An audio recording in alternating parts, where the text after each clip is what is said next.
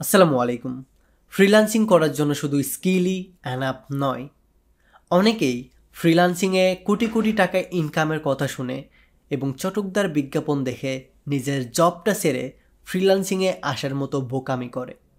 না, আজকে আমি ফ্রিল্যান্সিংয়ে ধোঁকা, প্রতারণা বা সফলতা নিয়ে কথা বলবো না। আমি আজকে কথা বলবো the dark side of freelancing নিয়ে, যেটার সম্মুখীন আমি নিজেও হয়েছি। তো আজকের এই ভিডিওটা শুধু যারা ফ্রিল্যান্সিং শুরু করতে চান তাদের জন্যই না, যারা অলরেডি এই ফিল্ডে আছেন, স্কিল ডেভেলপমেন্ট করতেছেন বা বেশ কিছুদিন ধরে কাজ করতেছেন তাদের জন্য। তাই আমি বলবো নিজের 10টা মিনিট অন্তত এই ভিডিওতে ফোকাস করুন। আশা করি আপনার লং টাইম এই ভিডিওতে বলা ডার্ক সাইডের গাইডলাইনগুলো আপনার পাশে হাতিয়ার হয়ে দাঁড়াবে। তো ফ্রিল্যান্সিংয়ের ডার্ক ইফেক্টগুলো সম্পর্কে বলার আগে আমি আমার নিজের পরিচয় দিয়ে নিই। আমি ঈশান আহমেদ আহাদ, একজন ওয়েব অ্যাপ্লিকেশন ডেভেলপার এবং কন্টেন্ট ক্রিয়েটর। আমি গত 3-4 বছর ধরে এই ফিল্ডের সাথে জড়িত আছি। আমি ফাইবারে সফলভাবে ফ্রিল্যান্সিং করার পাশাপাশি বর্তমান সুইডেনের একটা কোম্পানিতে জব করছি। তাই আশা করি আপনার এই 10টা মিনিট সময় অপচয় হবে না। তাই এই ভিডিওটা স্কিপ না করে শেষ পর্যন্ত দেখুন।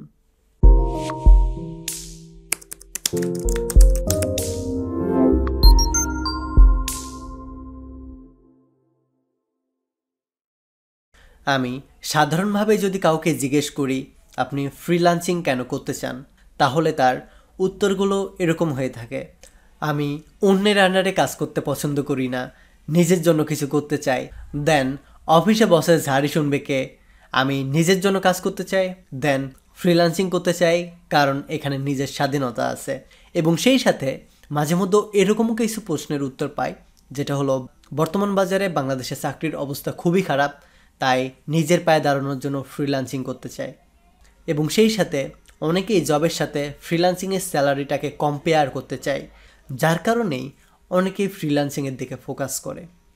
তো আপনারও এক্সকিউজ যদি এইগুলোর মতো হয়ে থাকে, তাহলে আমি আপনাকে ফ্রিল্যান্সিংয়ের ব্যাড ইফেক্টগুলোর কয়েকটা পয়েন্ট তুলে ধরতে চাই। নাম্বার 1, আপনি অন্যের আন্ডারে কাজ করতে পছন্দ করেন না, বাট আপনি ফ্রিল্যান্সিং করতে যাচ্ছেন।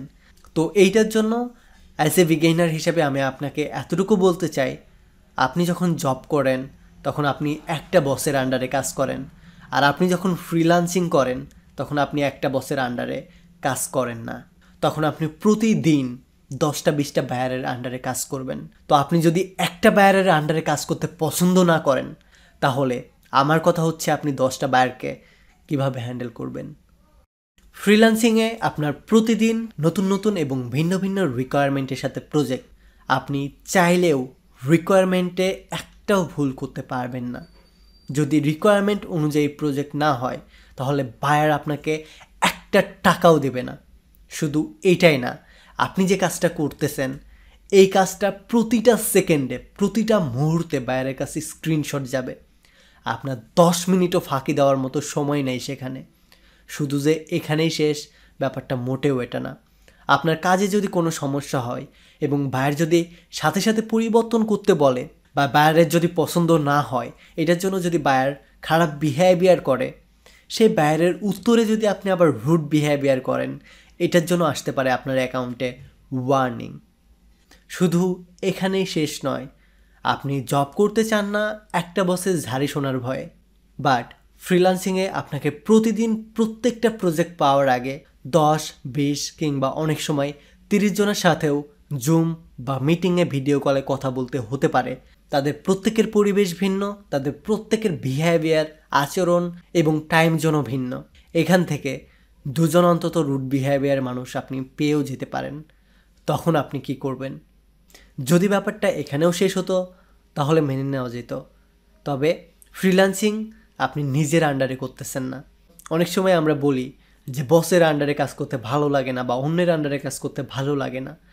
তো আপনি কিন্তু মোটেও ফ্রিল্যান্সিংটা নিজের আন্ডারে করতেছেন না। ফ্রিল্যান্সিংটা মোটেও আপনার ওপর ডিপেন্ড করে থাকে না। আপনি চাইলেও একদিনে 10টা প্রজেক্ট নিতে পারবেন না এবং আপনি চাইলেও রাতারাতি হাজার হাজার ডলার ইনকাম শুরু করতে পারবেন না। আবার এরকমও হতে পারে আপনি এক মাসে প্রায় কয়েক হাজার ডলার ইনকাম করেছেন, কিন্তু পরের 6 মাস আপনি কোনো কাজই পান নাই। আমার আশেপাশে পরিচিত অনেক মানুষই আছে যারা টপ রেটেড বা টপ রেটেড প্লাস সেলার ছিল এক সময়, যারা অন্যকে দিয়ে কাজ করে নিত। এখন তাদের অধিকাংশরাই মার্কেটের হিউজ কম্পিটিশন এবং ফাকিং অ্যালগোরিদমের জন্য কাজ পাচ্ছে না। তো তাদের এক্সপেরিয়েন্স কিন্তু 5-10 বছরেরও বেশি। তারা যদি এই কম্পিটিশন এবং নতুন নতুন অ্যালগোরিদমের জন্য নিজেকে হারাই ফেলে, মার্কেটে ধরে রাখতে না পারে, তাহলে আপনি এজ এ নতুন ফ্রিল্যান্সার হিসেবে নিজেকে কিভাবে ধরবেন? তাই যারা এখনও ফ্রিল্যান্সিংয়ে কোটি কোটি টাকা কামানোর স্বপ্ন দেখে নিজের ছোটোখাটো একটা কষ্টকর জবটাকে ছেড়ে দিতে চাচ্ছেন, তাদের বলবো একবার হলেও দয়া করে ভাবুন। আমি মোটেও আপনাকে ডিমোটিভেটেড করতেছি না, বা আমি মোটেও বলতেছি না ফ্রিল্যান্সিংয়ে আর ইনকাম নাই, ফ্রিল্যান্সিংয়ে শুধু প্রতারণা বা ফ্রিল্যান্সিংয়ের দিন শেষ। এটা মোটেও আমি বলতেছি না। আমি বলতেছি একজন নতুন ফ্রিল্যান্সার বা যারা অলরেডি শুরু করেছিল তাদের ভেতর থেকে কিছু মানুষের ব্যাড এফেক্টের কথা।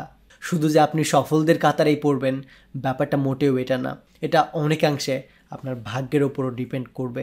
এই যেমন আমি একটা এক্সাম্পল দিচ্ছি, যেমন ফাইবারে কাজ করার সময় অধিকাংশ নতুনরাই একবার না একবার স্ক্যামারের হাতে পড়বেই।